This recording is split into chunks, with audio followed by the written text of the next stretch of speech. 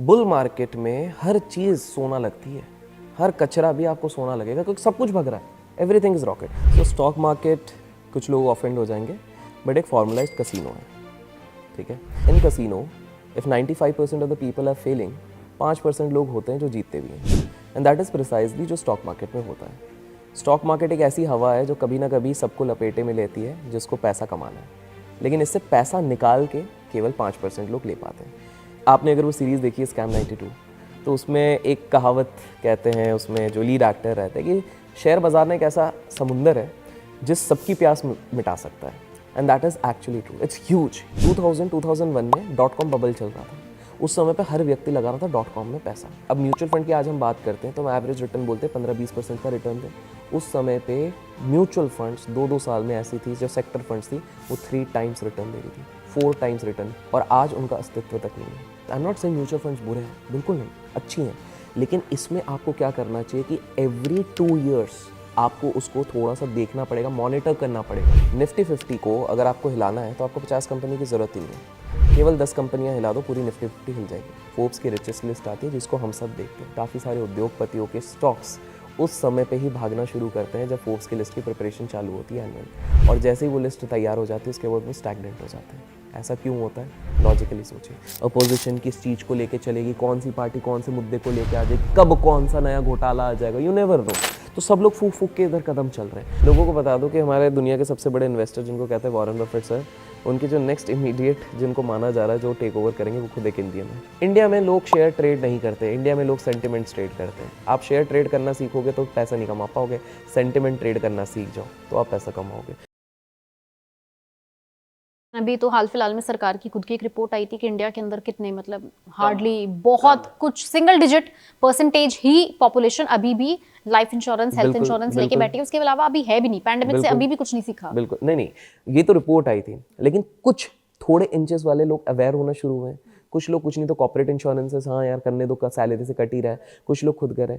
तो आप ये सोचो, अगर हमारे पास एक रूम है जो इधर से उधर तक है, ठीक है, अगर एक व्यक्ति जो अपने 15 ईयर्स एज का है, उसकी हाइट अभी भी बढ़नी है, अगर वो ऑलमोस्ट 70% हाइट तक पहुंच चुका है तो उसके रूम पास फॉर स्कोप, डेवलपमेंट ही नहीं है। बट हमारे पास इधर बहुत रूम ऑफ डेवलपमेंट है। इंश्योरेंस का सबसे बढ़िया चीज़ है इसका फ्री फ्लोट अच्छा है।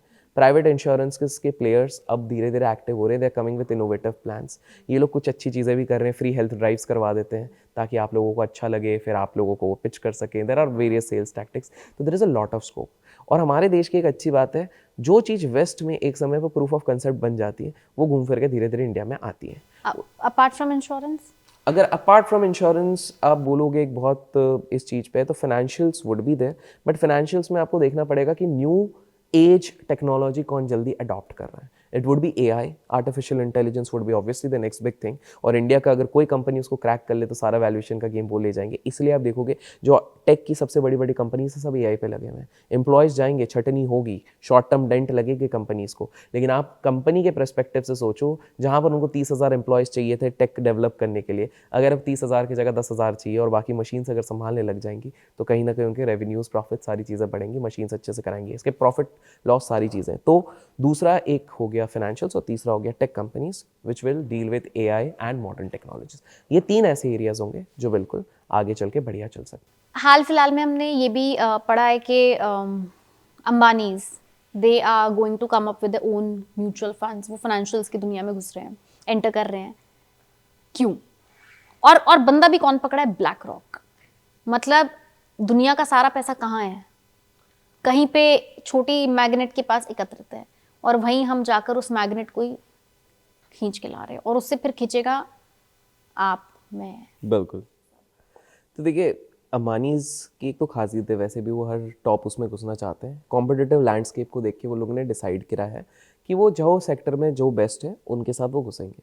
काफ़ी सारे लोग, हम सब जियो का इस्तेमाल करते हैं, बट काफ़ी कम लोगों को पता है कि एक कंपनी थी इन्फोटेल नाम की, जो ऑलरेडी इस मार्केट में पहले घुस चुकी थी। रिलायंस तो बिडिंग में भी नहीं था, उन्होंने 4,500 करोड़ का ऑलरेडी नेटवर्क बना के रखा हुआ था। रिलायंस बिडिंग में भी नहीं गई थी अपने ऑप्टिकल फाइबर्स को। जब उनने देखा कि इनने पूरा नेटवर्क बनाया हुआ है, अंबानी जी की तरफ से एक कॉल जाता है कि बॉस, हम आपकी कंपनी को पूरे तरीके से खरीदना चाहते हैं। रातों रात बैठे बैठे इनके पास पूरी कंपनी आ जाती है, 90% नेटवर्क आ जाता है, 4G का, जो उस समय पे किसी के पास नहीं था, and suddenly he becomes a leader in that space. तो ये तो उनकी स्ट्रैटेजिक मूव रही थी। टॉकिंग अबाउट फाइनेंस बिल्कुल आ रहे हैं, बट क्या इसका मतलब है कि ये बिल्कुल रूल करेंगे?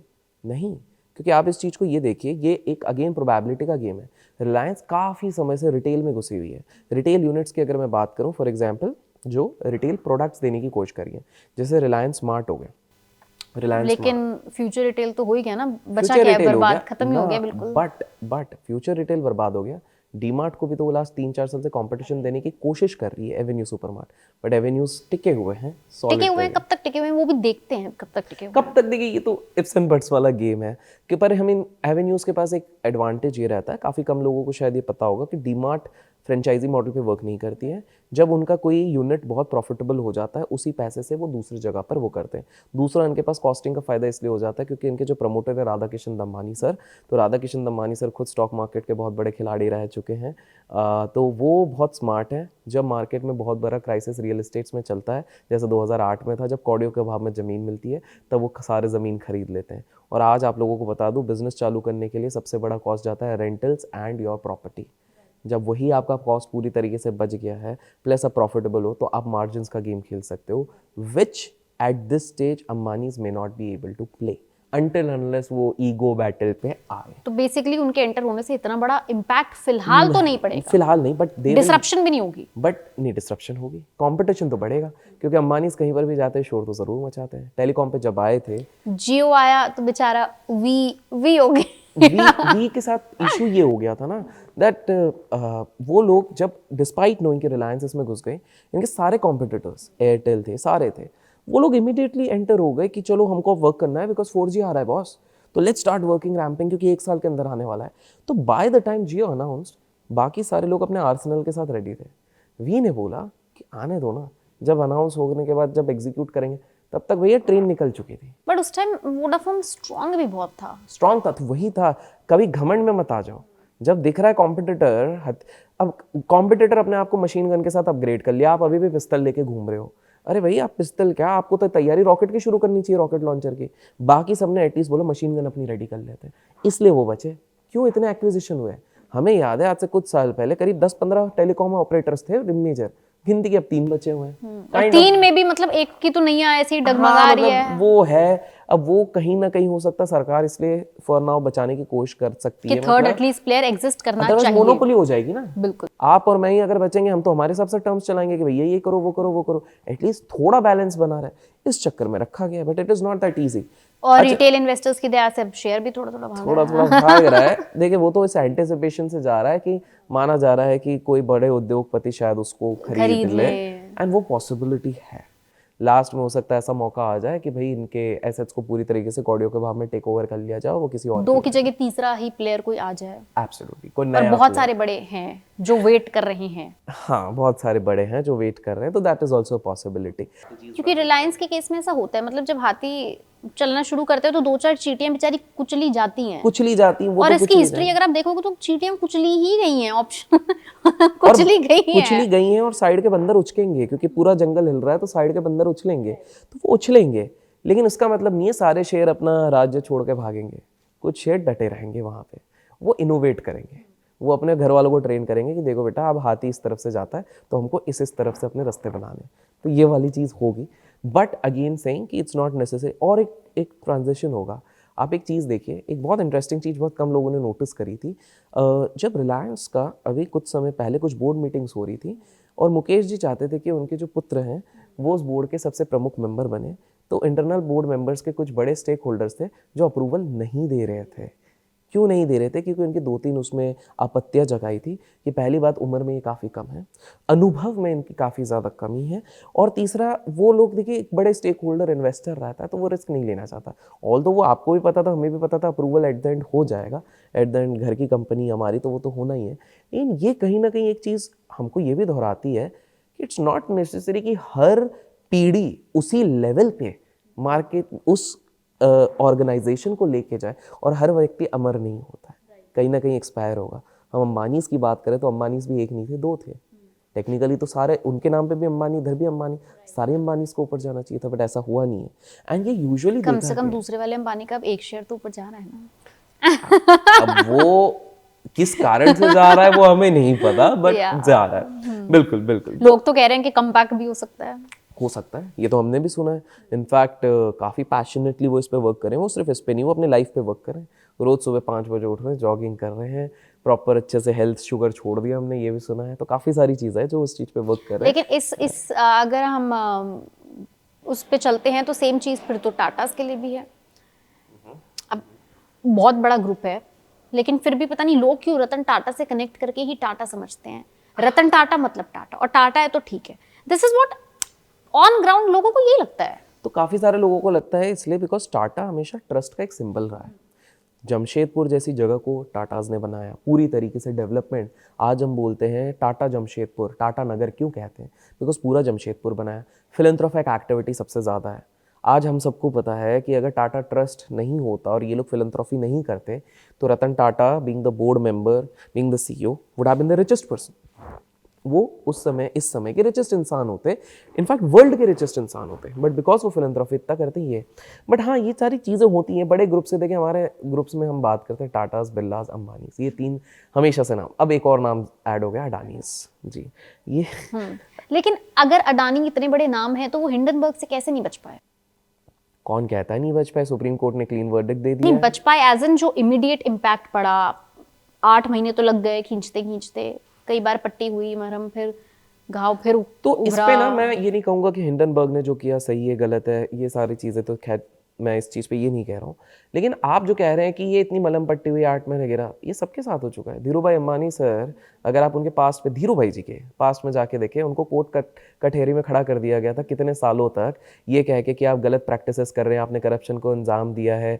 काफ़ी ज़्यादा बोर्ड मीटिंग्स हुई थी, तो उनको भी घसीटा गया था। ये हमारे देश की एक चीज़ है, जो भी इंसान ऊपर जाएगा उसके पीछे पूरी दुनिया पड़ती ही है, चाहे वो सही हो चाहे गलत हो, उसके पीछे पड़ेगी। एंड सेम हुई थी अडानीस। अगेन आई एम सेइंग, मैं ये नहीं कह रहा हूँ वो सही है वो गलत है। Again talking about Hindenburg, Hindenburg वो ही कर रहा था जो वो हर जगह पे करता है। वो विदेश में गया था, निकोला नाम की एक कंपनी थी, इलेक्ट्रिक व्हीकल से डील करता था, उनके ऊपर रिपोर्ट निकाली 80% गिरा है। बट लेट्स नॉट एडमिट कि हिंडनबर्ग वालों ने काफ़ी सारे इंटरेस्टिंग ऑब्जर्वेशन भी किए हैं। जो उनके एक टीम मेंबर है, जो लीड मेंबर है, उनका नाम है हैरी मार्कोपोलिस। हैरी मार्कोपोलिस वो व्यक्ति हैं जिसने दुनिया का सबसे बड़ा शेयर मार्केट का स्कैम एक्सपोज किया था, जिनका नाम था बर्नी मैडॉफ। बर्नी मैडॉफ ने इतना बड़ा स्कैम खींच लिया था। बर्नी मैडॉफ वो बंदा था जो नैस्डैक के चेयरमैन था, उसको एसईसी के चेयरमैन की नियुक्ति के लिए प्रपोज किया गया था।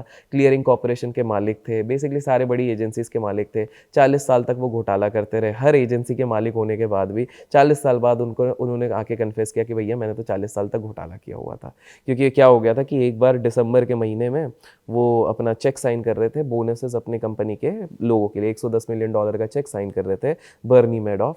और उसके बाद क्या हो गया, उनके बच्चों ने आके पूछा पापा अभी से क्यों कर रहे हो, मार्च तक रुक जाओ, मार्केट वॉलेटाइल हो रहा है, कभी गिर सकता है, मार्च में देना।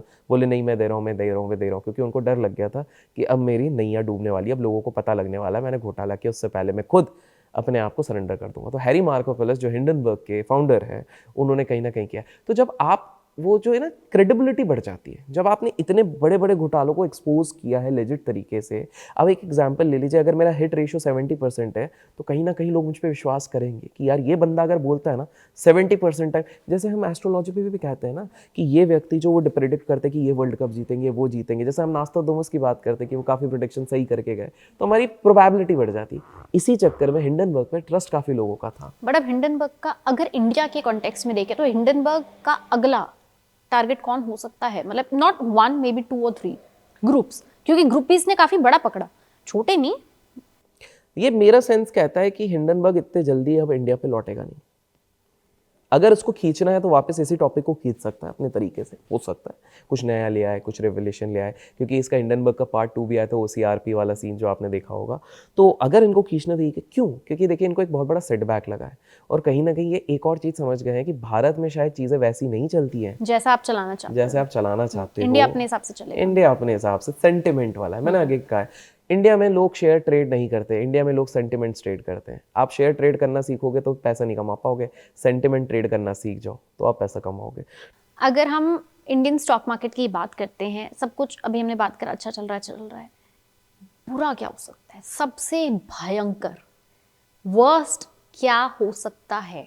मतलब what worst can you imagine, like nightmare जो छोटे से लेके बड़े सबको हिला दे? 2 नाइटमेयर्स हैं। इंडिया का मार्केट हो सकता है, ये मैं एक व्यक्ति से मिला था, तो सूरत में एक बहुत बड़ा इवेंट किया गया था जिसमें मेरे को गेस्ट स्पीकर बुलाया गया था। करीब करीब 8,000 लोग आए थे उस इवेंट को देखने के लिए हमें। तो उस इवेंट में एक ज्ञानी व्यक्ति मेरे पास आया और उन्होंने एक ऐसा सवाल पूछ लिया कि मैं भी हिल गया। उन्होंने कहा, अभिषेक शेयर बाज़ार ऊपर जा रहा है। मैंने बोला जी जा रहा है। क्यों जा रहा है? मैंने बोला मल्टीपल रीज़न से, शायद लोगों को भरोसा है हमारे देश पे। क्यों भरोसा है? मैंने बोला पॉलिसीज़ अच्छी बन रही हैं, गवर्नमेंट अच्छी होगी, बिजनेस अच्छा है, ये लोगों की सोच है। तो बोले अभिषेक जस्ट इमेजिन करो, इसीलिए बढ़ रहा है। करेक्ट। कल आप मार्केट के बीच में, सुबह नहीं शाम नहीं, मार्केट के बीच में दोपहर के 2 बजे अगर ये खबर सुनते हो, ये किस व्यक्ति ने मेरे को आके कहा, एक ज्ञानी व्यक्ति ने, 2 बजे अगर आते हो, सोचने के लिए बोला, ऐसा होगा नहीं, सोचने के 2 बजे आते हो और आपको मार्केट में एक न्यूज़ फ्लैश होता है कि प्रधानमंत्री पे गोली चल गई और उनका निधन हो गया। अब सोचा है क्या हो सकता है? और मैं उधर ब्लैंक था। मैंने बोला ये चीज़ तो हमने कभी सोची नहीं। खुदा ना खास्ता ऐसी चीज़ हो, हम तो नहीं चाहते किसी के साथ इतना बुरा कुछ भी हो, पर कभी हो गया। कुछ लोग कहेंगे नहीं बुलेट प्रूफ गाड़ी है, ये है वो है, but life is unpredictable. Assassination political leaders के हुए हैं पास्ट में। तो मैंने बोला फिर, तो बोले जो सबसे ज़्यादा कैपिटल इंटेंसिव, जिसमें हमारी पूरी इकोनॉमी चल रही है, वो कंपनीज डूबेंगी, उनको देख के बाकी डूबेंगी। सबका सेंटिमेंट तो हिल गया, क्योंकि हम जो कह रहे हैं हमारा देश शेयर को ट्रेड करने से नहीं, सेंटिमेंट को ट्रेड करने से चलता है, पूरा सेंटिमेंट ही खत्म हो गया। तो आप क्या करोगे? मैंने बोला बिल्कुल। तो ये एक वर्स्ट सिनेरियो जो कोई नहीं सोच रहा और हम चाहते भी नहीं, वो ये एक हो सकता है।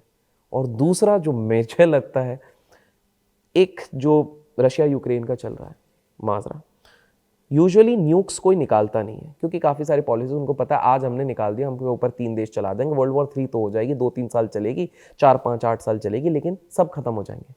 बट मान लीजिए पुतिन भाई का ना, मुझे कभी कभार पूरा भरोसा नहीं होता पुतिन जी का। पुतिन जी थोड़े टेढ़े हैं। मान लो उन्होंने दिमाग में बना लिया, हो गया हूँ मैं 75-70 साल का, मरना तो मेरे को है ही। हालत रशिया की ऑलरेडी अब ख़राब होने लग गई है, क्योंकि हमको स्विफ्ट से हटा दिया गया है, सैंक्शंस लग गए हमारे ऊपर, यूएस ने लगा दिए, हालत ख़राब है। खुद तो ख़त्म हो रहा हूँ, सबको निपटा देता हूँ।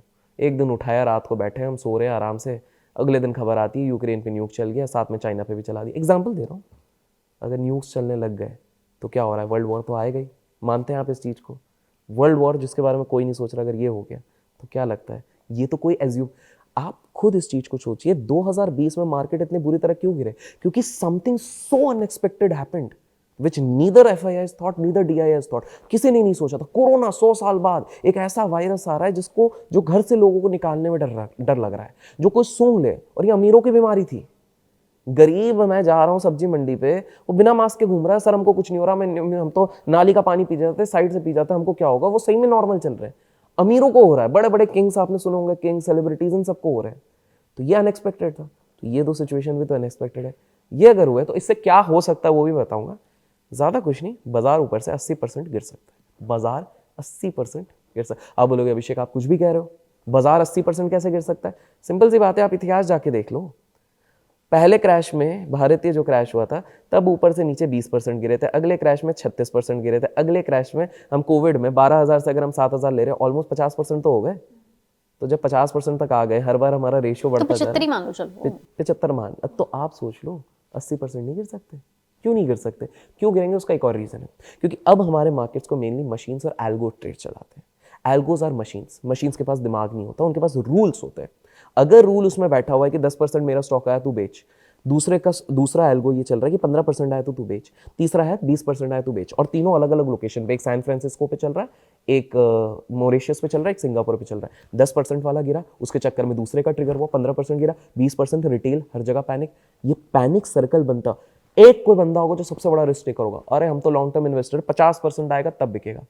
उस दिन तो उसका भी ट्रिगर होना है, उस हफ्ते में 50%। मशीन्स जब चलती हैं, याद रखिए, जब भी बाजार बहुत तेजी से गिरता है, उसको आप और मैं इंसान नहीं गिराते, उसको मशीन गिराती है। This is a secret which hardly people know. आप और हम नहीं गिरा रहे, मशीन के पास एक सिंपल ऑप्शन है, बाय या फिर सेल। एक बटन पे वो 4,000 करोड़ का माल निकाल देगा, एक बटन पे वो 4,000 करोड़ का माल खरीद लेगा। अचानक से 2020 में जब 7,500 पे निफ्टी चल रहा है, एक का एक दिल्ली से बहुत जगह पे कॉल्स जाते हैं कि माल उठाओ, क्योंकि बाजार का हमको सेंटिमेंट सही करना है। कहाँ से कॉल गया था मुझे नहीं पता है, कॉल आता है अचानक से, सारे बड़े बड़े इंस्टीट्यूशंस, ऑर्गेनाइजेशंस खरीदते हैं, एक एक बटन दबता है, और वहाँ से हमने वापस बॉटम नहीं देखा है। तो पॉइंट इज मशीन्स जब बेचना शुरू करेंगी आप और मैं भी नहीं रोक पाएंगे, एंड दैट इज वाई ऊपर से बाजार 80% भी कर सकते हैं। इलेक्शन ईयर है, टू सिचुएशंस, टू ही हैं. हाँ हाँ What if the current government comes and the current government, looking that our current prime minister is a face of many, लोग बहुत relate करते हैं, बहुत जुड़े हुए हैं उनसे. If he comes back, then what will happen to stock market? Point one.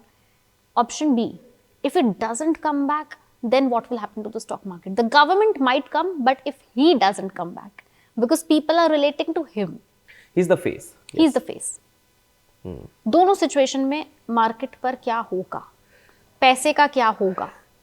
तो पहले केस में तो ऑब्वियसली एक पॉजिटिव सेंटिमेंट रहेगा और मार्केट हमेशा फॉरवर्ड थिंकिंग रहता है, वो आगे का देख के चलता है। 2020 के जस्ट बॉटम के बाद जब हम घर पे भी बैठे थे तब मार्केट ऊपर इसलिए चल रहा था क्योंकि मार्केट अज्यूम कर रहा था 8-9 महीने बाद सब कुछ खुल जाएगा, काम वाम अच्छा चलेगा, और वही चीज़ हुई, तो उसको फॉरवर्डली एंटिसिपेट करके चला। मार्केट अभी जो भग रहा है ना उसका एक ये रीज़न भी है क्योंकि मार्केट ने मान ही लिया है कि भैया आने तो वही है, एक मार्केट मान के चल रहा है, एक सेंटिमेंट मान के चल रहा है, तो वो आए तो वो एक पॉजिटिव ही रहेगा। कहीं ना कहीं लोगों को लगेगा अच्छा कि ये पॉलिसीज़ में ज़्यादा फेरबदल नहीं होंगी, जो चल रही है एग्जिस्टिंग गवर्नमेंट के पॉलिसीज़ वही चलेंगी, तो एवरीथिंग वुड बी गुडी गुडी। ये चीज़ तो एक पॉजिटिव नोट पे है।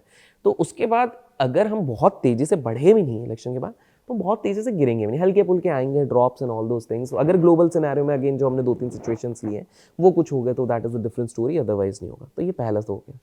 अगर नहीं आए इमीडिएट रिएक्शन ऑब्वियसली नेगेटिव रहेगा, इसलिए नहीं कि लोगों को बिल्कुल भरोसा नहीं है जो कोई भी पार्टी अगर आ जाए, इसलिए नहीं, सेंटिमेंट हिल जाएगा ना।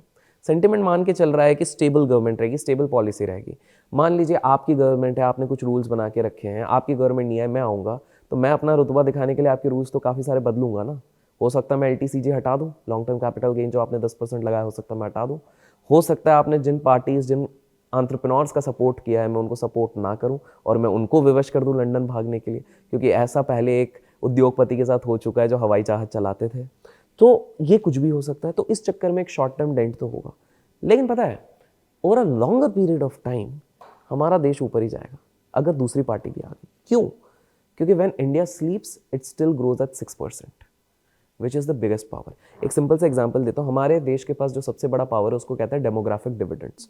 हमारे पास है सबसे ज़्यादा यंग पॉपुलेशन, और ये यंग पॉपुलेशन है जो सबसे ज़्यादा टैक्सेस भरता है, ये यंग पॉपुलेशन है जो सबसे ज़्यादा एम्बिशियस होता है, ये यंग पॉपुलेशन है जो सबसे ज़्यादा कंजम्पशन करता है। मर्सिडीज बेंज 70-80 साल के लोगों को कम चलानी है 30 साल से लेकर 40-45 साल तक के लोगों को, तो ये कंजम्पशन है। चाइना के साथ सबसे बड़ी प्रॉब्लम क्या हो गई है, चाइना ने 1 चाइल्ड पॉलिसी जब से करी है तब से उनके पास ओल्ड एज वाले लोग काफ़ी ज़्यादा बढ़ गए। अब जाके उनको रियलाइज़ हुआ है तो दे आर अगेन री इंट्रोड्यूस कि नहीं भैया करो आप, दे आर फोर्सिंग कि घर पे कर लो यार, 2-3 बच्चे करो आप।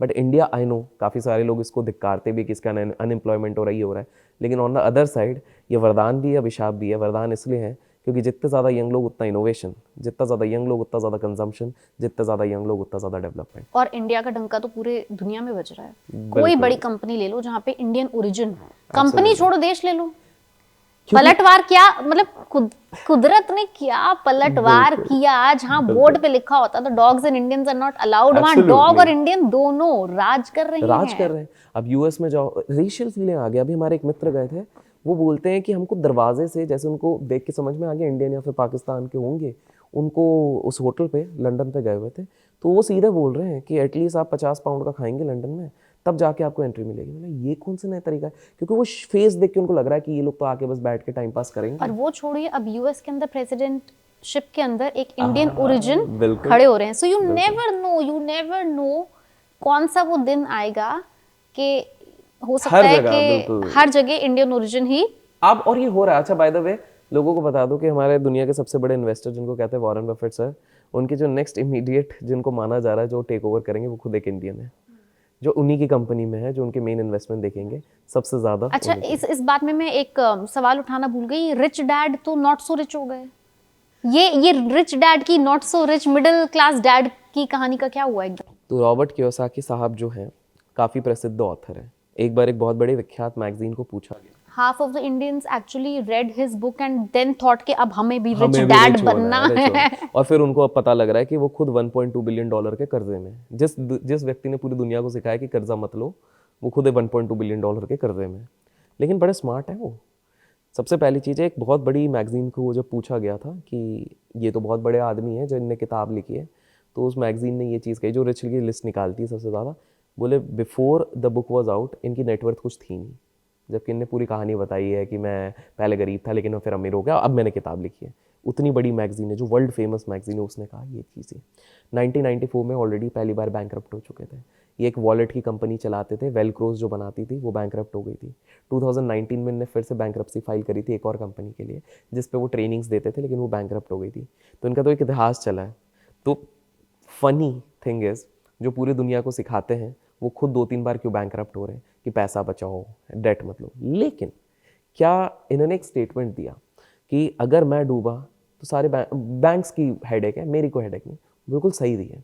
इसको एक समझिए, recourse and non recourse loan करके एक कंसेप्ट चलता है यूएस में।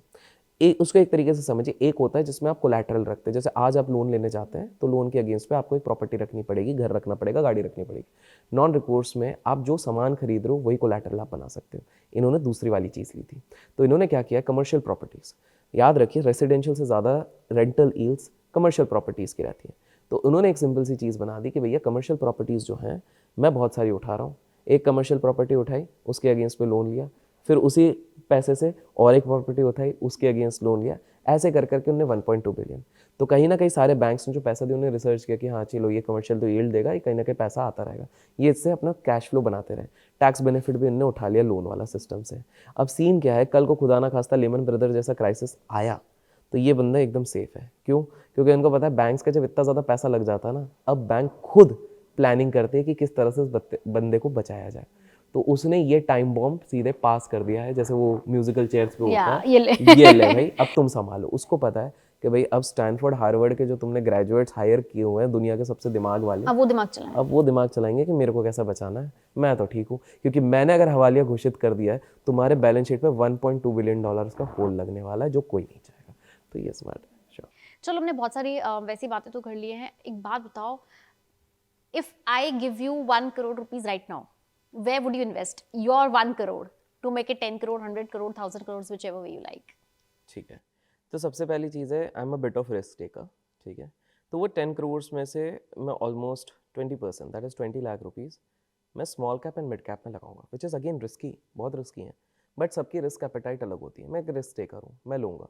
ये एक तरीके से मैं अपना स्टार्टअप इन्वेस्टमेंट समझूंगा कि 20 लाख मैंने 5-6 छोटे कंपनीज में लगाए, जो एकदम कब्ज़ थे, और वो कब्ज़ कब लायन बन जाएंगे यू नेवर नो। सारे कब्ज़ अगर लायन भी नहीं बने, कुछ भी बन गए, 2 भी बन गए, तो मेरा काम बन गया। बिकॉज दैट इज़ वेयर जहाँ पर मेरे को सबसे ज़्यादा कैप है ऊपर जाने का, वो 30, 40, 50 टाइम्स जा सकते हैं इफ़ आई एम होल्डिंग। कि वो स्मॉल कैप अगर मिड कैप बन गया और गलती से उनमें से एक कोई ब्लू चिप बन गया, तो मेरा काम ख़त्म है। 20 लाख में उधर लगाऊंगा, 30 लाख रुपए मैं रियल एस्टेट में लगाऊंगा, लेकिन either it would be a commercial property और टायर 2 सिटी में प्रॉपर्टी लैंड रहेगी, नॉट अ फ्लैट। फ्लैट में डिप्रिसिएशन लग जाता है, रोड साइड हो या कहीं पर भी हो, 10 साल बाद 15 साल बाद मरम्मत करो, ये करो वो करो, अनटिल अनलेस एक अच्छे लोकेशन पे उसकी वैल्यू डिमिनिश ही होती है। मेंटेनेंस में बहुत ज़्यादा है, कॉस्टिंग, रीफाइनेंसिंग, ये सारी चीज़ों में बहुत ज़्यादा वो मशक्क़त है। उससे बेटर टायर 2 इसलिए मैं बोल रहा हूँ बिकॉज टायर 1 में अप्रिसिएशन के चांसेस रिलेटिवली कम है, until unless it's a luxury property. तो फॉर एग्जांपल अगर मैं दिल्ली, मुंबई, बैंगलोर जाऊँगा, पहली बार 30 लाख में कुछ नहीं मिलने वाला, कोई भाव ही नहीं देने वाला है। 30 लाख में तो लात मार के भगा देंगे। बट टायर 2 पे let's say if I go outskirts, and I am not saying agricultural land, non agricultural, जो एक बस प्लॉट लेके मैं रखूँगा, there is a high possibility कि आने वाले समय पे वो बढ़ जाएगा। सिंपल सा रीज़न है, क्योंकि मेरे एक चीज़ पे विश्वास है, वो हमारे देश की पॉपुलेशन है जो कम नहीं होने वाली है।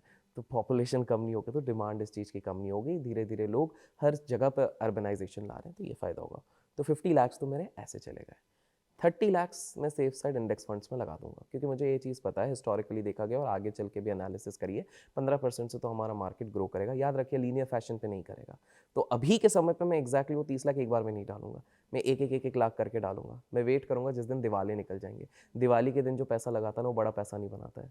दिवाली का इंतजार करो, दिवाला जिस दिन हो उस दिन सारा पैसा लगाओ, तब आप पैसा बनाओगे। कोविड के दिन पैसा लगाने से ज़्यादा पैसा कमा पाते हैं आप एज़ कम्पेयर टू आज अगर आप लगा पाओगे। मैं नहीं कह रहा हूँ आज कमा नहीं पाओगे, लेकिन आज probability of making 3x on index is little low in a short span of time as compare to जब मार्केट गिरा पड़ा हुआ था।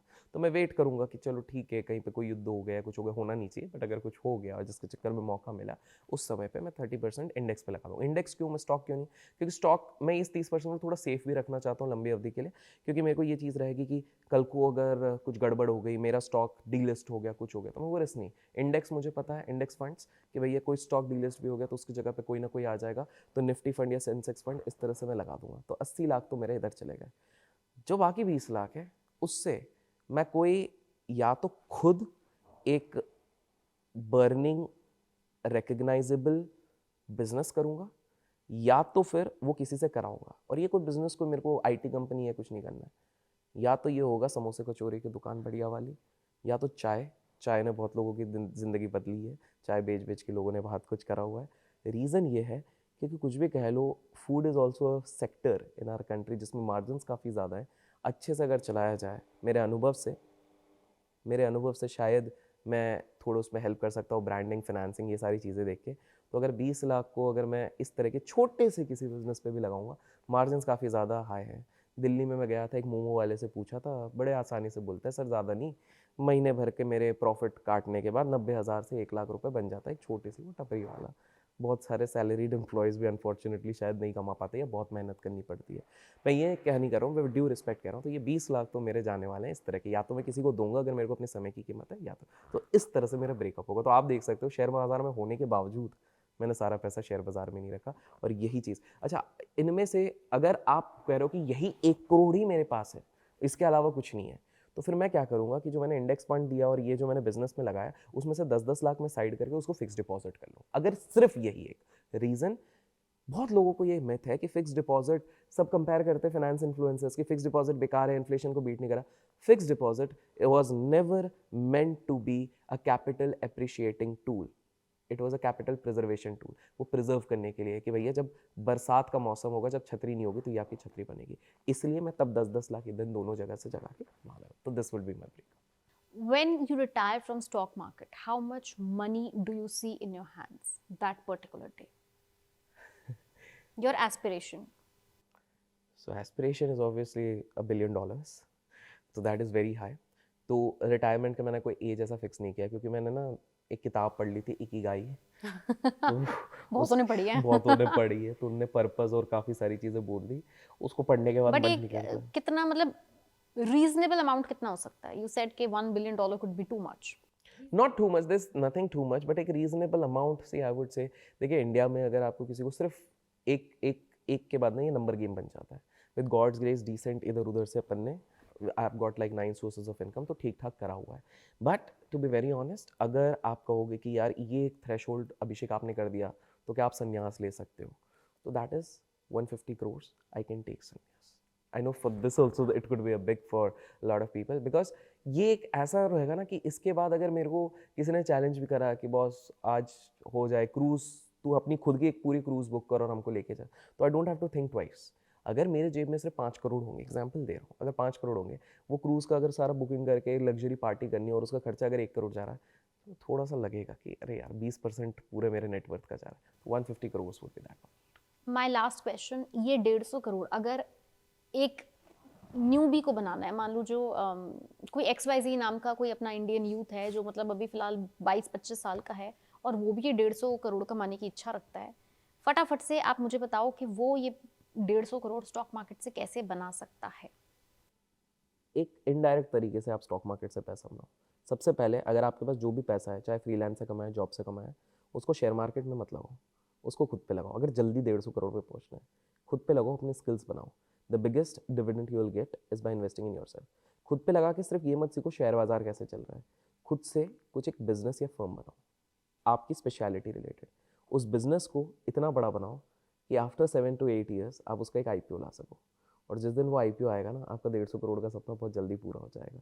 तो this would B an indirect way. आपने कहा शेयर बाजार से कैसे बना सकते हो, इस तरह से इनडायरेक्टली आप शेयर बाजार से बना सकते हो। इस तरह से काफ़ी सारे लोग बना भी रहे। This would be a better way, because आपकी प्रोबेबिलिटी बढ़ जाएगी बिजनेस के थ्रू। शेयर बाजार में 5% लोग सक्सेसफुल होते हैं जो फुल टाइम करते हैं, उससे बेटर आप इस रूट से जाओ, there is a high probability आप सक्सेसफुल हो। किसी को लंबे वाला राइट पाथ लेना है तो लंबे वाला अगर शेयर बाज़ार के हिसाब से लेना है तो लेट्स फेस इट, शेयर बाज़ार में आप 10,000 रुपये से 50,000 करोड़ नहीं बना सकते हो। आप बोलोगे राकेश जी ने लेवरेज बहुत लिया था, लोन बहुत लिया था। मैं आप लोगों को सजेस्ट नहीं करूँगा। उस समय पे गिनती के 20-25 अच्छे शेयर्स रहते थे। उस समय पे एक्सेस ऑफ इन्फॉर्मेशन अच्छा था। उस समय पे वो vicinity of Dalal street Bombay में रहते थे। उनके पिताजी सीए थे। घर पे 8 साल की उम्र से शेयर मार्केट की बात होती है। हमारे घरों में आज भी जब तक बंदा 20 साल का नहीं होता शेयर मार्केट की बातें नहीं होती उनके घर के डाइनिंग टेबल पे। तो बहुत सारे कल्चरल डिफरेंसेस थे, बहुत सारे थिंकिंग डिफरेंसेस थे। अगर वो सारी चीज़ें हैं दैट्स अ डिफरेंट स्टोरी। अगर नहीं है, मैक्सिमम लोगों की बात करूँ तो आप सिंपल से शेयर मार्केट को सीखो, 3 किताबें पढ़ो आप। कॉमन स्टॉक्स अनकॉमन प्रॉफिट करके एक किताबें हैं, कॉफ़ी कैन इन्वेस्टिंग है, इस तरह की 2-3 किताबें आप पढ़ो।